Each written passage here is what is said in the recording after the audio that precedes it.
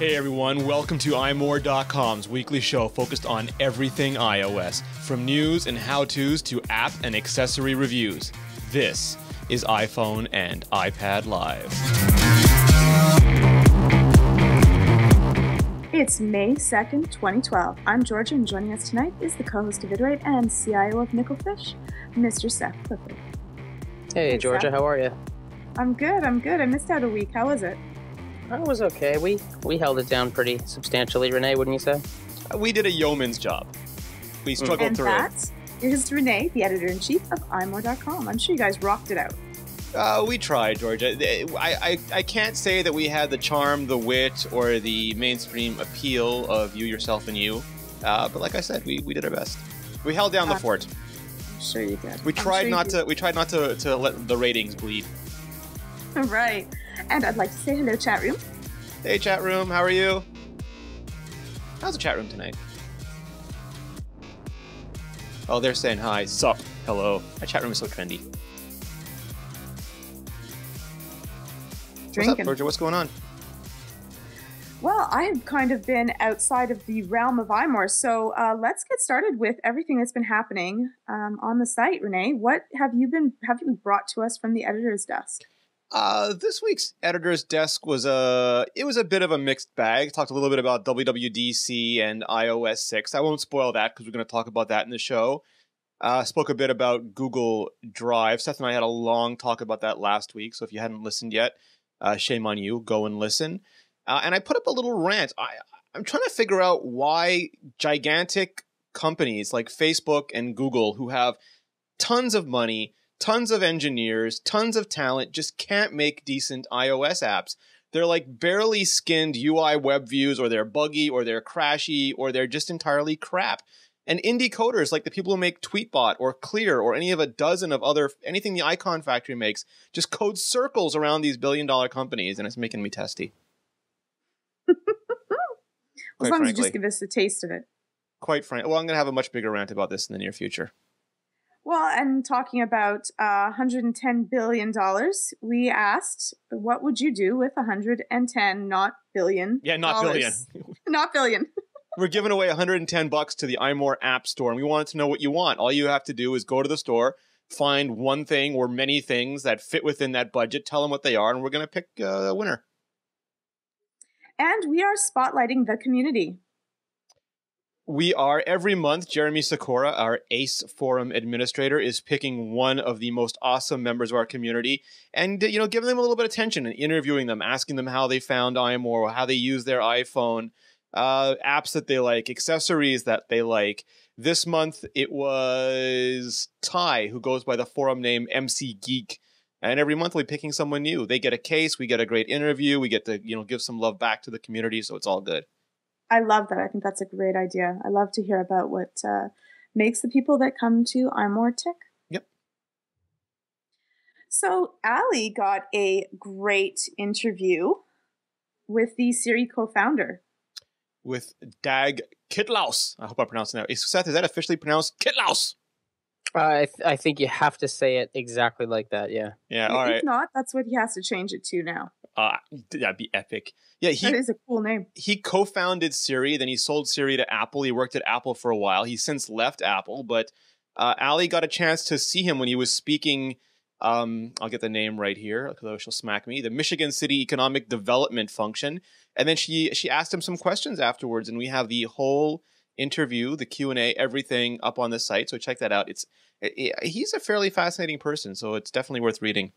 Right, and if you want to know a little bit about the background of Siri, definitely check it out, because Kitlaus discusses what goes on when you interact with Siri, the challenges that are faced with, interacting between computer, man, and machine, and about its implementation, and a lot more. So take a peek at that, and it gives you a little bit of the background to it. Yep, absolutely. Well, we've been having some amazing Siri commercials with some huge names. So I asked, what celebrity would you most like to see in a talking on a Siri commercial? Well, I'm going to ask Seth, though. Seth, who would be your first pick? I think maybe Vader would be great. James Earl Jones? No, Darth Vader. That's James Earl Jones. Right. But he would have to be as Darth Vader is what he means. Right. I mean, like Darth Vader on the Death Star talking to Siri. That would be good. Impressive. Most impressive. The circle is now complete. And Renee? That's tough because I'd like to see the crazy people, because I think crazy people talking to Siri are so much more fun. You know, like maybe like the Gary Buseys, or maybe like the what's his name? Christopher Walken. Siri, I'm crazy like that. Can you find me my car? I parked it. Now I'm stranded. I mean, I think it'd be brilliant. Definitely. And what about you, Georgia? From the comments. No, wait. What's yours? There's a lot of different people that I would want. I would love James Earl Jones. I'd love Vader. I'd love to have. I love Sean Connery just because I love his voice. I think that hold Siri, cool I someone speak. Like the Dalai Lama using Siri, just because I think that would be cute and you wouldn't expect it. But I think that some of the ideas from the comments were amazing. So Stephen Hawking's. Oh, Travis in our chat room wants to see Bill Cosby going like, Siri, I would like to talk to you about some of the things that you say on the iPhone. That'd be great. Christopher Walken. Yeah, Christopher Walken. That'd be great, especially if he was dancing. Chuck Norris.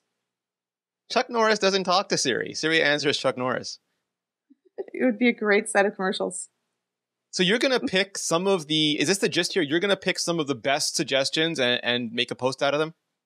That sounds great. And then we'll send it over to Apple so we get our commercials done. I'd also like to get like celebrity. I'd like to get like Norm Macdonald doing Burt Reynolds using Siri.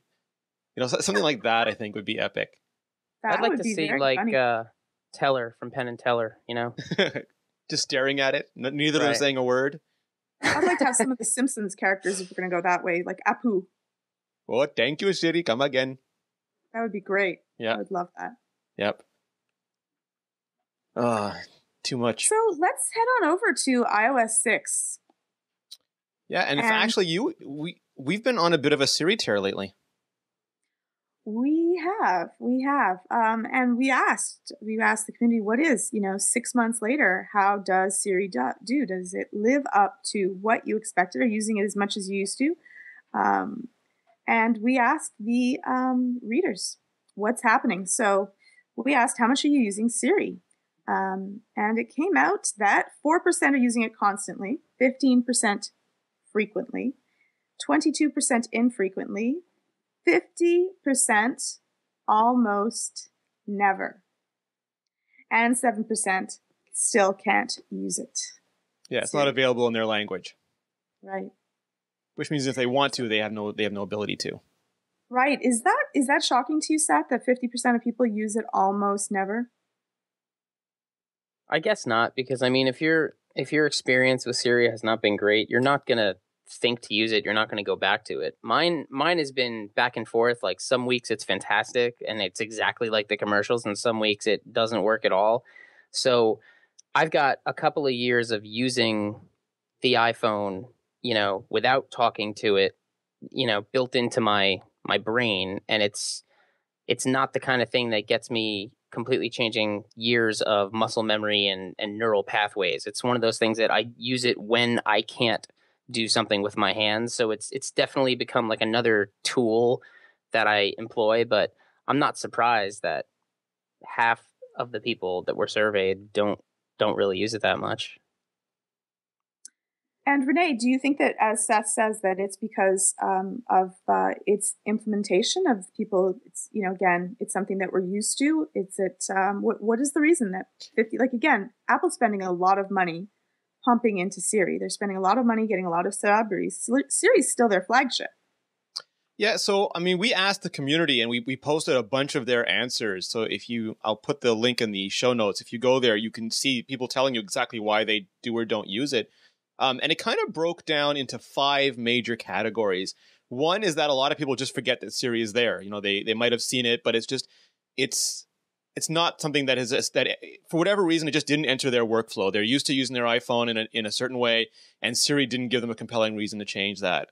Another one is Siri often doesn't work. Either it doesn't understand their accent. We heard that especially from a lot of people in the UK, also some areas of America, or because the network just doesn't respond. It says the network's unavailable, or it just takes too long. It just spins and spins and spins, and they get frustrated and they just leave. So there's a high level of frustration, and it gives them a bad experience. They don't go back. The next one was an inconsistent implementation. Siri does some things, but not others, so it's hard to predict at any one point what Siri can or can't do, and that always makes you kind of wonder and doubt, and it's just not a consistent experience. Another one was lack of timely updates from Apple. Apple said it'll come in Italian. It hasn't yet. They did add Japanese, but it's been 6 months, and there haven't been any real new features and only one new language. And Steph talked about this brilliantly in the article he wrote for iMore a while ago, that people like to see like the appearance of people working on the stuff that they use. It makes them feel confident. And the last one is that Apple's advertising of Siri is always flawless. Like whether you're Santa or Samuel L. Jackson or Zooey Deschanel, it works perfectly. And then when you try Siri, it doesn't live up to that expectation. It doesn't work as well as Apple makes it look. And that's rare for Apple.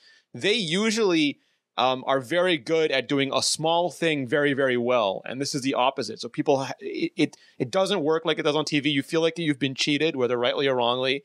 And it's actually fair because Apple is the one choosing to market it this way. And then you give up, you become dissatisfied, and you stop using it. Oh, I should mention there was one last thing that we didn't really dive into, but also that Siri might just not be intended for our user base. Like we are traditional smartphone nerds, and we're used to doing it in some ways, and Siri might be a work in progress that Apple intends to one day replace the traditional interface for like my mom or my sister, and it's just not there yet. I can't say that that's the way they've marketed it, though. Well, I mean, Samuel L. Jackson's as close to my mother-level user as possible. Jackson, Santa, regular people walking around. That's the way that they market it to you. And they market it that it is a real-life situation. You're able to use actual words. It doesn't have to be in a certain set form, but it kind of does. So I think that that's a really important point, that they lived up to a certain set of expectations. And in this one case, Apple's really great at living up to them. It doesn't. It falls short. And quite a good deal short in comparison to what you expect. Yeah, absolutely. And that is huge. I mean, last year's flagship feature, not last year, it's been 2010 now, was FaceTime. And I don't think there was a high adoption of that either, but at least most of the time FaceTime did what Apple said it would do in commercials. It just, for many people, wasn't something they chose to do very often. Where Siri, I think, like I've said this before, I am so dependent on dictation that I am so lazy that if it's not working, I will often just not send that text message. I just find it so much easier than actually typing.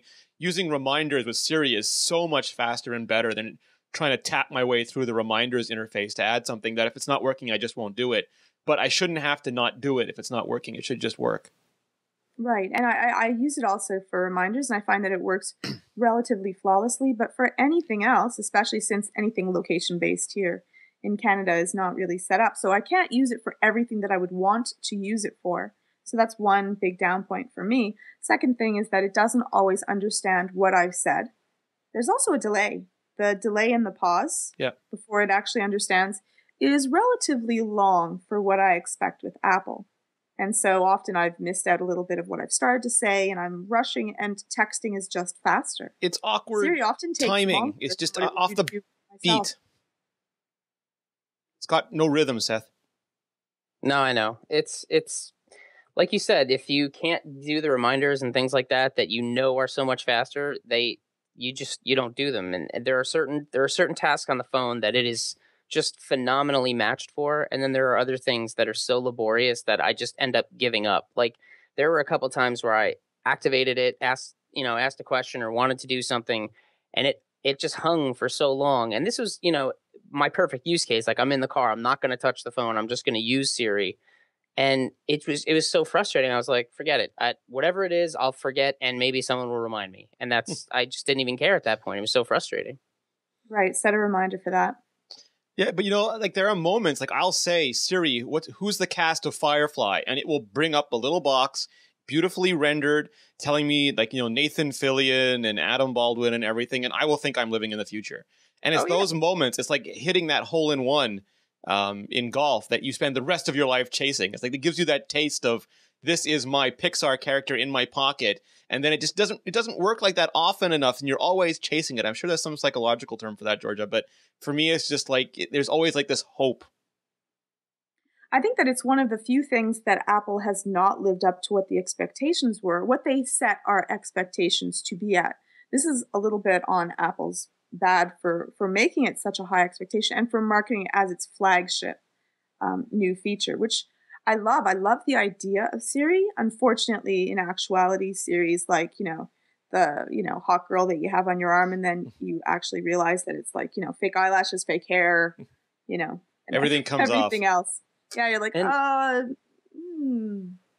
know that it's still a beta too, but there are integrations even within the apps that should be working that don't quite match up. Like for instance, you can ask Siri, where's my wife? And she will pull Find My Friends to find, whoever is matched in your address book as your wife. But unfortunately, the way Find My Friends works is that if you don't set a passcode on your phone, you can't save your password in Find My Friends. So that functionality is useless because I would have to enter a passcode and then, enable it that way. And I don't use a passcode on my phone. I'm not that important. I don't really care. I can wipe it if I lose it. So there's so many things where it kind of works and it says like, you're not logged in to find your friends. I can't do that for you. And it's like, it knows what it has to do, but it doesn't do it.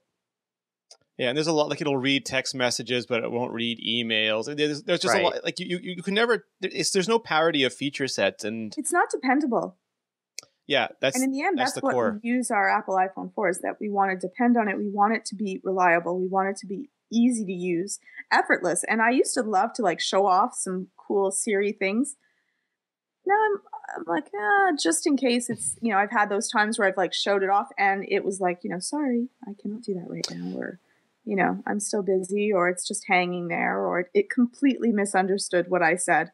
Canadian accents, I guess.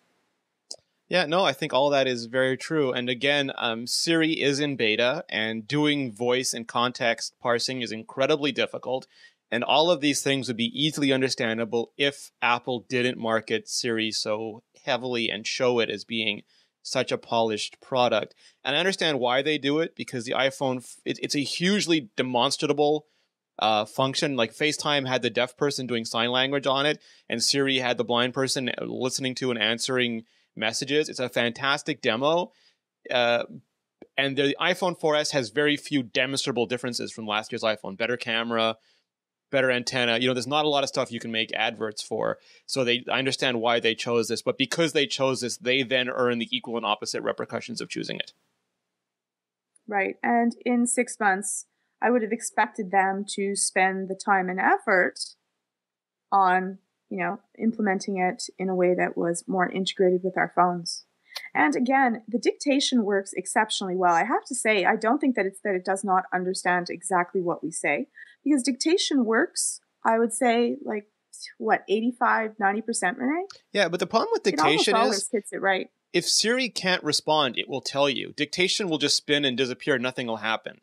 Yeah. And then you'll try it again and nothing will, like, you have no clue why it's not working, which is a poor user experience. It should come back with an error of some kind. That drives me a little bit nutty. Because you're using dictation possibly to do like a couple sentences, like maybe a little paragraph, and then it just sits and it waits, and you're like, great, I'm going to say that whole thing again. I should have typed it from the start. Yeah.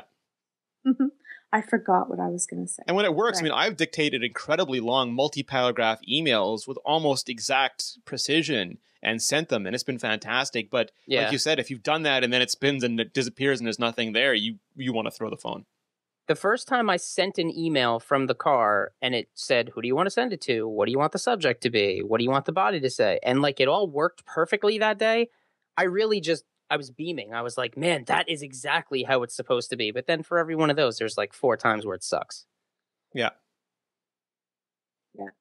It left us wanting. So iOS 6, we also had another rather hefty debate. Our readers weighed in significantly. We asked if it was time to revamp the home screen. And I want to hear your guys' opinions, because the way I look at it, there's two big sides to this argument. The first is that familiarity is a feature. If you had an original iPhone and you decided today you were going to upgrade and you buy an iPhone 4S, you don't have to know about Notification Center or the multitasking fast app switcher or Siri or folders or any of those things. You can just pick it up and use it exactly the way you used your old iPhone. If you buy an iPad, you can use it. Apple said that. Hundreds of millions of people already know how to use it. So familiarity is a huge feature. That's been part of Microsoft's big legacy problems. They don't want to break that. But for some people, the idea of an app launcher, I mean, Georgia, you had one of those on your handspring visor. It's an old metaphor. We might be reaching the limits of the functionality that Apple can achieve using an app launcher. Granted, OS 10 and Windows are still desktops with files and folders 20 or 30 years later, but phones seem more fashionable. And given that Android has widgets and Windows Phone has tiles and panoramas, and the new BlackBerry 10 is going to have all these gestures, does Apple have to do something in response? I think that, the community definitely comes down on two sides of this. If they are someone that have used something from the Android family, then they're like, yeah, they should really probably go with an upgrade.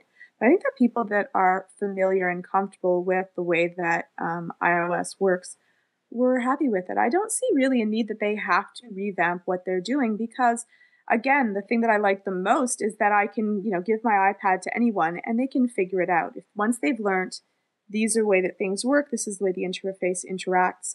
Now, with that, I don't think that there's anything wrong with boosting up some features, adding something a little bit new, but I think changing the entire manner in which the interface looks and interacts would be a huge issue for Apple. And I think they would lose a lot of people that were already comfortable, especially people that are elderly and exceptionally young. Seth, because the big problem with an app launcher is that there's incredibly low information density. Like the calendar will tell you the day, but the icons are great. There, you can find an icon. Your brain is very good at pattern recognition. You can have a screen of 20 icons, find the one you want, tap it immediately. But if you're just scanning for data, there's almost no useful information there.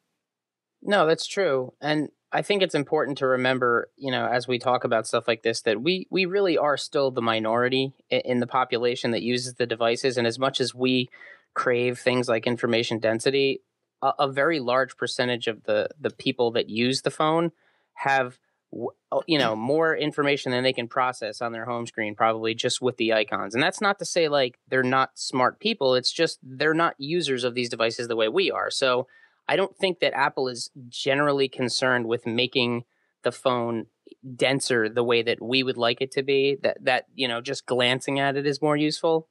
I think little things like the weather icon updating, the way that the calendar icon updates, things like that can be easily implemented and really add a nice kind of a little bit of depth to it. But I think at the end of the day, we have to look at it as an enormous population using these things. They're not going to pull the rug out from those people and say, hey, guess what? All that stuff that you understand now, yeah, that's all going away. Because when you look at look at OS 10, that interface is fundamentally unchanged since it was introduced. And even since classic Mac. Right. What I'm saying is, like, even beyond OS 10, like, all the systems before that, it is essentially the same thing, the way it's been since 1984, with stuff added to it and fleshed out a little bit. So iOS is a couple years old. They're not going to make devastating changes to it. It's just not going to happen. We can hope for, slight modifications and upgrades, but it's going to look this way for a while. Is it fair?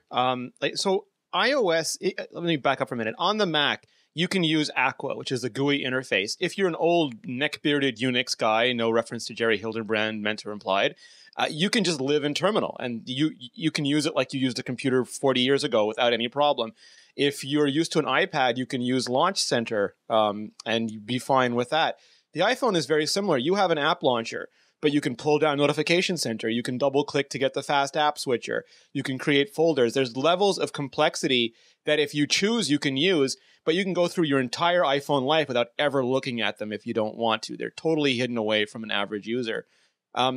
which is the almost the opposite of how other platforms have gone. On a lot of Android devices, you have big widget screens and you can pull up an app launcher if you want. On WebOS, you have cards and you can pull up an app band or an app launcher if you want. Windows Phone has tiles, which are the size of widgets, but nowhere near informationally dense as widgets. And I don't know, it's too early to tell about BlackBerry 10. But, I mean, Georgia, what's curious is that people want widgets on iOS because they look at Symbian or Android and has widgets. But Apple has given us widgets. They just hid them in Notification Center, or they put a bunch of really cool widgets inside Siri. But you can't get to them unless you use Siri. So it's kind of we're like in an odd state now. It's like Schrodinger's widgets. I think that as long, like, again, I don't think that it's going to matter much to the end user because they're not going to know. As long as it looks the same and it interacts in the same manner, they're not going to care whether it's widgets, tiles, a little icon opens when you click it. As long as it interacts in the same manner, I don't think that Apple's going to lose anything. And I think that they have a great chance of gaining things in order to make a little bit more user-friendly, give us a little bit more in the space in what we're using. And I would love to be able to have my weather app tell me, the weather that it is today, or, have everything switched that is. And that's one of the reasons why I jailbreak, because I like that. So I think that as long as the end user it's not a noticeable difference from them, they don't have to interact differently with the interface, and it looks the same, it's not going to hurt Apple in any manner in order to have them. Yeah, I'm not anticipating any grand Springboard changes. I mean, there might be additions, but I'm not expecting any grand Springboard rewrites from scratch for iOS 6. Are you, Seth? No, not really. I think like we had stuff like folders and Notification Center added in, but fundamentally things look the same. I think there may be something like that's an add-in, but I think Springboard is Springboard. It's going to be that way. Like maybe API access for the widgets in Notification Center. Yeah, it could be something like that. Or, I've said this before, and certainly I'm not the only one to have, asked for it. Just better interoperability between the applications. Something that makes it, that maps more to the way people expect things to work. Like instead of the tap and hold and open in these applications, like things that are hooked in so that you don't have to take that extra step, like it's presented to you in a more fluid way as you're using the device. Contracts. Yeah, the contracts, right? Well, can I talk about a little bit of a bug that I've had just recently while I've been What did you do? Well, I've been playing Plants vs. Zombies again because they have the Zen Garden. So I've been having a lot of fun with that while I'm not really doing much else. So as I'm playing Plants vs. Zombies, I'm trying to hit off getting as much sun as I can to try to finish the levels as fast as I can in hopes of getting some new plants. It's really long. But then suddenly pops down in the middle of this is Notification Center, and I get a pop down and emails come up, and it stays there for an annoyingly long amount of time, and I can't hit any of the sun that's underneath the Notification Center because it's going to open up the email in the middle of it. What are we? I hear that Mountain Lion is going to be getting a do not disturb. Yeah. Which will allow us to turn off our banners and notifications if we so wish. Can we have that? That's interesting. So first of all, you can dismiss notifications now. So the notification folds down. You don't have to wait. You can touch it, drag down a little bit, and flick it off the screen. I mean, I don't even want to do that. It is a waste of time. But yeah, it's not during my game.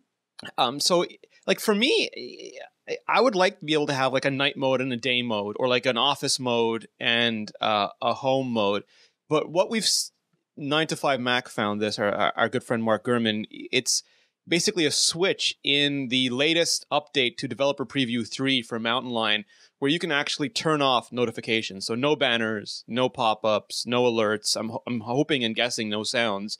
And I would like that in iOS 6. I would like a more sophisticated version, like I was saying, but I think that is a great step because there's a lot of times, I mean, just for a blogger, you're taking a video of an app or an accessory and suddenly someone tweets something inappropriate to you and you have to like refilm that part of a video. But even if you're like, you're finally get home, you just want to relax, anyone who really needs to get you knows how to get you, and you don't need to have draw something challenges or tweets or emails pop up, and you don't want to have to go through an item by item, turn them off the way you have to in iOS 5.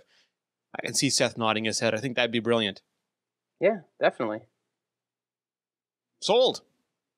I'm in. And sometimes I pass my phone to someone else because they need to make a call or do something else. And some of my emails are private due to the nature of my work. And I would like to not have a pop up because of that. So there's also some privacy issues that are dealing with it. Georgia, a Mr. Burns just texted you saying he found the jade monkey. What exactly is that about? Oh, nothing. Give me back my phone. Nothing at all. Nothing at all. Excellent. What else you got for us? Well, let's take a pick. Yes, RIM Australia admits that it was responsible for a wake-up flash mob at the Sydney Apple store. This is so great. This is adorable. Do you want to give the backstory quickly so everyone's Go up ahead, to speed? Renee. So what happened was there's the Sydney Apple store. A group of people showed up all dressed in black with these big black signs saying "Wake up!"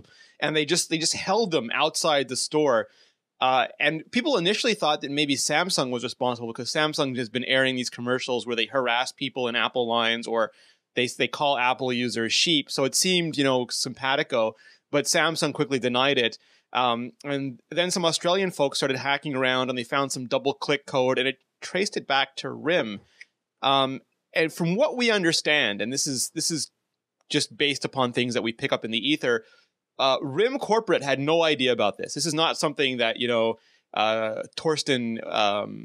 Kevin didn't start this. Kevin Michaluk was not behind this, nor was anyone, nor was the RIM Brain Trust. But RIM Australia decided this would be their new advertising campaign. And if that sounds funny, I mean, this is not atypical. Usually if you have regional offices, they have their own ad spend and budget and their own advertising agencies, and they're able to make their own I mean, not for Apple, of course, but for a normal company, they can make their own campaigns. But all of this happened while RIM was busy doing their BlackBerry World 2012, showcasing BlackBerry 10. And I think it's probably the last thing they wanted was to be distracted by what is a rather humiliatingly bad advertising campaign off on an island somewhere. Well, my thoughts are that if they're going to do this, again, it's a whole bunch of people dressed in black writing "wake up," which I don't really know what exactly that means. I can understand what the terms mean together, but I don't understand what it means for their company. But then not to take the advertising and say that it was us. What is the purpose to this? What are the thoughts behind this? It's supposedly going to be announced soon. It was a teaser for an upcoming ad campaign where I guess they were going to wake up iOS users to all the awesome functionality of BlackBerry. Seth, no biting your tongue. You can unleash. Well, I don't even know where to begin. What are you thinking? Really? What are you thinking when you do stuff like this? Are you convinced that this kind of stunt is going to make people more interested in the platform that you're selling? Like a bunch of idiots screaming outside of a store is going to make other people interested in a different phone? Where is the logic behind that? It doesn't make any sense to me. Hey, here's a crazy notion. Build a better product that people want to buy. This is how you win consumer battles and hearts and minds. You build a product that people want. You don't scream at them and tell them they're idiots and they should do something else. John Fingus in the chat room has an awesome point. John from Electronista is saying that the rub in all this is that nobody even gave RIM the credit initially. No one even thought they were capable of this. They thought that Samsung had done it. So it's just... But I mean, Apple has 75%. Samsung got a whole bunch of RIM's, advertising from it. Yeah, they got a lot of free attention. Apple gets 75% of the profit in the mobile phone industry right now. 75%. If I was any other company, that would be so radioactive, I wouldn't go near it. I wouldn't make dumb Windows Phone commercials about how the iPhone is a beta test and then launch with bugs. I wouldn't tell iPhone users to wake up. I wouldn't go and bother them in iPhone lines. I would, like Seth said, make a great product. There's a lot of fantastic phones out there. Just advertise those. Leave Apple alone. It's not going to do you any good. It hasn't done people before you any good, and until Apple stumbles, it's not going to do anyone after you any good. And it seems that corporate picks up on the hottest trend way too late. Viral videos and flash mobs are so already done. They're way behind when it is cool and hip, which is the scariest part of all of it. And the truth of the matter is that BlackBerry has pretty good phones right now, like the Bold 9900.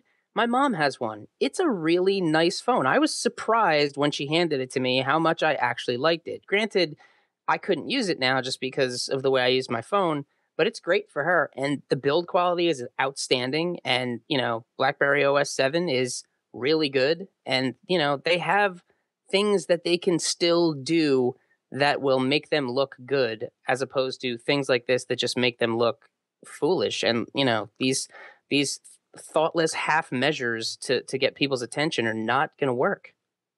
And it appeals to the wrong crowd for the BlackBerry users. The corporate, middle-aged, business user is more of the BlackBerry crowd, and a flash mob is really Apple's people. Sorry, I got so bored from the story that I went in the chat room and found out that John Fingus is not with Electronista anymore. He is with Engadget. So my apologies and my congratulations. Oh, hey, congrats, Fingus. Yeah. Sorry, Georgia, you were talking about BlackBerry and my mind wandered. Oh, it's okay. This is something else that was interesting, though. Nintendo posted their first annual financial loss. And many people, maybe even Nintendo themselves, believes that this is because casual gaming has shifted to iOS. And I don't want to get into a long talk about this because we'll make it a focus topic maybe next week or the week after. I just want to know, is this finally enough that they will give me Mario on my damn iPhone? Never. Jerks. Never. We're never getting Mario on our iPhone. It makes no sense for them. They would need the money so bad. So it would have to be a lot more than the first financial loss for them to decide to put it out. It's just not the way that Nintendo does things. Do you concur, Seth Clifford? Yeah, you're gonna be waiting a long time for that. That's just not gonna happen. They're still gonna go, their hardware route the way that they're going, and I think that there also may be cultural differences here that the company itself may feel that to do that would be admitting failure, and that's not something that they're going to do. It could be admitting money. I mean, Apple makes iTunes for Windows. Microsoft makes Office for Mac. Nintendo could fracking make Mario. I mean, there's Sonic on iOS. Just give me some Mario. Listen, just give it to me. Give it to me. I'm not disagreeing with you. I think it's foolish at this point to not realize that software is the way to go. You can still have hardware, but you've got to understand that the market has changed and there's not as many kids anymore who will have the DS as opposed to the iPod Touch. Like just a couple years ago, everywhere you went, you tripped over DSs. Like they were just everywhere. And more kids just have iPod Touches, iPhones, iPads. You still see DSs. My nephew still has a 3DS, plays it all the time, loves it. It's all about Pokemon. Yeah. So what you're telling me is that Nintendo hates money. They have just a different model. Mario. They could sell it on the iPhone for $30. I'm sure that they would do it. Listen, they could sell an iOS Mario game for like $10, $15, like $14.99. Yeah, even like the old ones. You could sell it for a lot of money, and people would buy it in droves. But it's just not going to happen. Yeah. All right, I'm going to sit here and be angry and let go of it. All right, take a breath. At me, Georgia. Renee, let's go through some of the apps. Allie went through Pandora versus Slacker versus Spotify. iPhone music streaming app shoot out. Renee, what do you use? I have to be honest. So a long time ago, Steve Jobs says that people don't like to rent their music; they like to buy their music. And I have used all three. I like Slacker the best out of all three, but I am not a big music streamer. I don't listen to a lot of music. The music I do listen to, I bought long ago on iTunes. And quite frankly, I steal a lot of whatever, well, not steal in that sense, but I look at what Georgia's listening to and I buy the same damn songs. So I have no problem with the iTunes model, so I don't use a lot of streaming internet radio. And when I do listen, I usually listen to audiobooks or podcasts or stuff. Seth, do you stream? Yeah, I do. I have a pretty extensive music library that I amassed on CD over, the course of my life. So when I finally got an iPod and ripped all that in, I had a pretty sizable library. So I do, my own streaming that way. So I have a lot of that. And if I do want music, I usually just listen to what I have. I've tried Pandora. That was my favorite for a while. I like Slacker, but I don't find myself using it as much. I tried Spotify a little bit, couldn't really get into it. I see why people like it. Um, I listen to mostly podcasts though lately, and if I'm in the car, it's mostly podcasts. And if I am in the That's car, why you look so nice today, Seth. yeah. And if I listen to music, it's usually because my wife is with me, and I don't really need to like find an album and listen to it. So one of these apps, or the other one I like is TuneIn Radio. That's one that I wrote up for a pick of the week a while ago. I'm just in the mood to listen to something. I know kind of what I want to hear. I don't want to really think about it. So even the programming of Pandora stations and the setting up of Slacker stations and getting it to be, I don't even care anymore. It's just like, what do I want to hear? Do I want to hear this type of music or that type of music? And I hit play and I don't touch it and I let it go. So I go between these apps all the time. I like them all. It's just, I'm into one or the other at the time. So all that just to tell us meh? Really? Seriously? Yeah, well, I couldn't just say meh. I mean, that's kind of played out, right? Allie did a yeoman. I'm gonna say it again. I'll delete that. Allie did an excellent job at breaking things down. She talked about the user interface and experience and gave the edge to Slacker. She spoke about the audio quality. Yeah, the content, the costs, and overall Slacker was her pick too. Although the day after she deducted points from Spotify for not having an iPad app, Spotify was so humiliated, so chagrined that the very next day they put out an iPad app. How's that? How's that for Allie's power? That's a lot of power.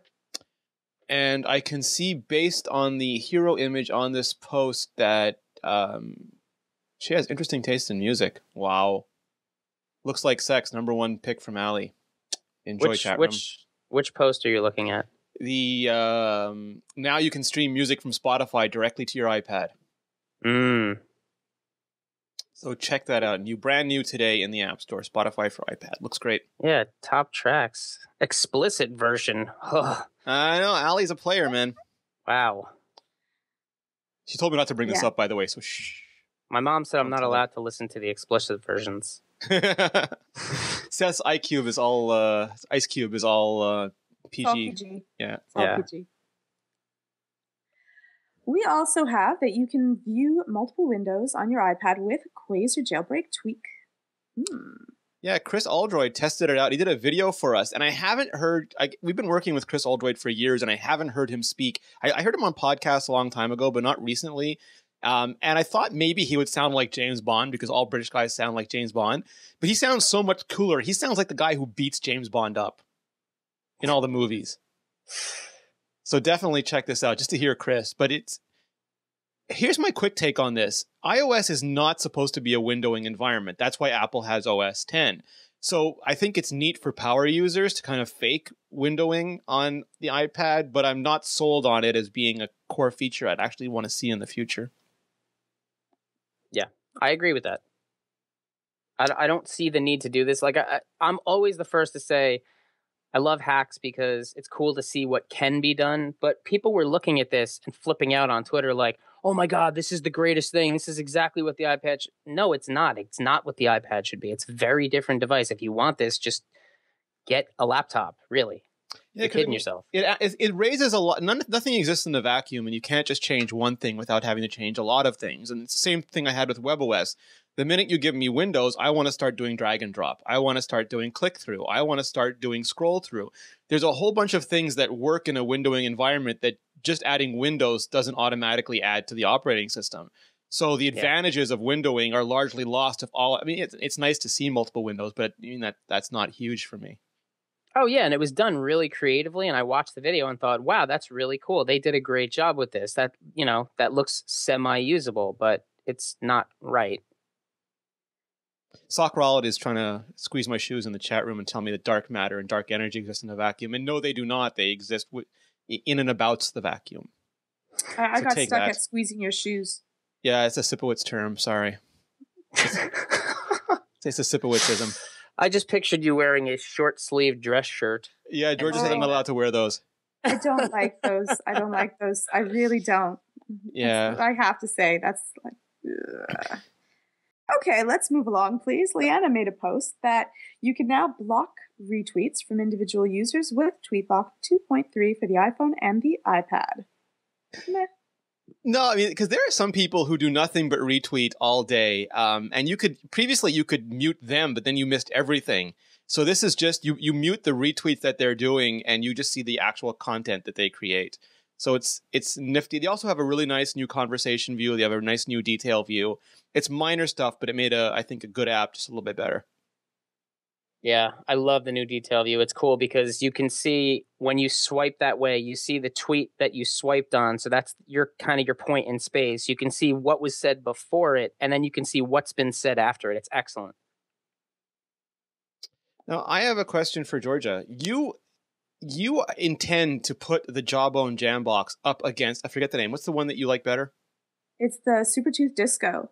So Jawbone, hearing about this, because you were foolish enough to make your plans known on the podcast, they decided to escalate. They were like, Batman is out. I'm going to dress up like the Joker. So they put out the big Jambox. What do you have to say to that, Georgia? And I'm excited to see it. The big difference between again, because of size, you can only put so much speaker power into the Jambox. It still sounds amazing. But the Super Tooth Disco is huge. It's enormous. Now, the big Jambox is about 2.5 times about the size. Oh, it's big. This could put up quite a fight. It could even the odds again. It just might. And it's one of my things for listening to music. The speakers, it's nice. Yeah. It's just nice. And I love the Jambox. It's beautiful looking and it works amazingly. So I'm kind of excited. The old Jambox lit up your table. This one will lit up your party. Pop, pop. Pop, pop. That's a little magnitude just for you, Seth. Yeah, magnitude. And I like this from Kickstarter. You can make your iPad look like a MacBook Pro with Bridge. It's a Bluetooth keyboard on the Kickstarter. Can I just say, just to set the record straight, that the picture we included on the post, it is not my ass. I mean, people were asking. I just want to make that absolutely clear. Right, because you don't paint. I don't wear yoga pants. Oh, okay. I just don't do it. A little too hipster for me. Right. Yeah, most of the comments are like, what keyboard? Yeah, well, the funny thing is that a lot of people, I mean, I didn't expect the reaction that this got, but a lot of people are like, if I wanted a laptop, I would buy a laptop. I do not want to turn my iPad into a laptop. Thank you very much. I said good day. And I mean, that was that for them. They have no interest. Again, so for people who aren't watching this, and I'll put the picture in the video, it basically makes your iPad look like a MacBook Pro. It's an attachable Bluetooth keyboard that looks like at the bottom of an Apple MacBook Pro. And I think it's actually a pretty neat idea because some people don't need a laptop, but occasionally need a keyboard, and you might as well look good while you're typing good. I've been talking to you about this. I want to try some of these Bluetooth keyboard cases because I want to do more writing on my iPad because I have it with me more than my laptop.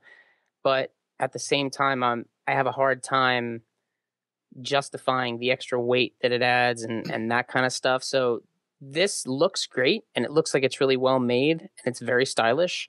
But I feel like this is going a little too far. Like we just saw that Logitech one that's coming out that is really, really thin. Looks like a slightly thicker smart cover. I am very much into trying that thing out. But when is that coming? That thing is like, anyway, I don't want to rant, but we're trying to get one of those and it's just not available yet. Well, for me, the stereo speakers are just a little extra push. Yes. Yeah, that is nice, yeah. And no, chat room, they do not come with the yoga pants. Stop it. Well, okay, here we go as well. For ladies that don't like to have to carry a purse around when they go dancing or working out, we have the, I hate the name for this. Like, it's just really horrific. It's an Australian name, the Joey Bra. Australian, the Joey Bra. Oh, I get it. Because a Joey's a baby kangaroo in the same way a mommy kangaroo carries around a Joey, this carries around your iPhone. Don't It ever tell carries Mark around your Edwards I did iPhone, that. which is nice, and it seems relatively snug. It's kind of on the side, so it's not going to be uncomfortable, and it's not going to cause your shape to look funny. And you could put a few things with it. And I think it's a brilliant idea. Now, some people have worried that if you're actually out, because they pitch this as you go out dancing, you don't want to carry a purse or a jacket with you. You're tired of forcing your boyfriend to carry your phone. You can just slip this, if you're wearing a dress that's strapless or shoulderless or whatever, you can just slip the phone in, dance, use it when you have to. But because you're dancing, and we all know, Georgia, women do not sweat. They do not perspire. They glisten, but they're worried that the iPhone might get a little bit too glisteny and trigger the moisture sensors. I don't know how much, again, I work out all the time. I train. So, but I don't think that I'm going to be like drizzling wet. So I don't think that it's going to cause any problem with the sensors. Flip the phone so that the front is facing outwards if you would so wish. But it's something nice. The only worry that I had was making sure that when you buy a bra, you have to make sure that you have a proper fit. So it would just be getting one that does not have the proper cup size, which unfortunately most women buy bras that do not have the proper cup size for them. And that's a good point because they only have one design so far and they only have 3 sizes. So you roll the dice and you take if this product appeals to you, you've got a very small window of sizing options. Right. And women come in many different sizes, and a bra should be comfortable and it should be flattering to you. So, that's the one thing every woman should do is go out and get properly fitted to their bra. Your men and yourselves will be happy. And no chat room. There's no word on a boxer's version of this yet. Stop it. More pictures. Yeah. It takes a special kind of lady to wear a sexy shoulder holster like that. You're talking about the FBI kind or the iPhone kind? No, that one. That one there. You know, Georgia, if you turn the screen outward, though, and you're wearing like a very thin kind of dress, what if your screen goes off? People are going to think you're like a cyborg. You have like glowing ribs. She'd probably do that on purpose. Actually might be a little cool. Georgia would make it do like the Cylon thing. Wear it in the front then, and it should be like something like, you are Iron Man. Right. Yeah. Your little reactor. I am the night automated roving robot car. That would be kind of cool. Or like 6 of 9 where you have it like the spine glows up and down red. That would be so sweet. So this is not going to be fun because it highlights one of the huge weaknesses of iOS that maybe Apple will hopefully take care of in iOS 6.